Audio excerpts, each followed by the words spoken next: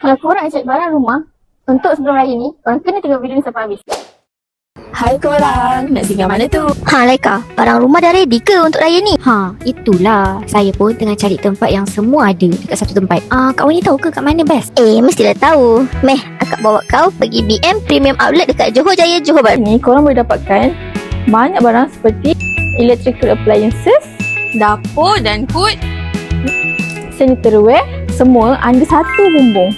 So, cepat and mudah korang nak shopping kat sini. Serius lah. Senang lah. Tak payah pusing banyak-banyak kedai. Ya betul. And yang bestnya sekarang banyak item tengah harga special sempena raya.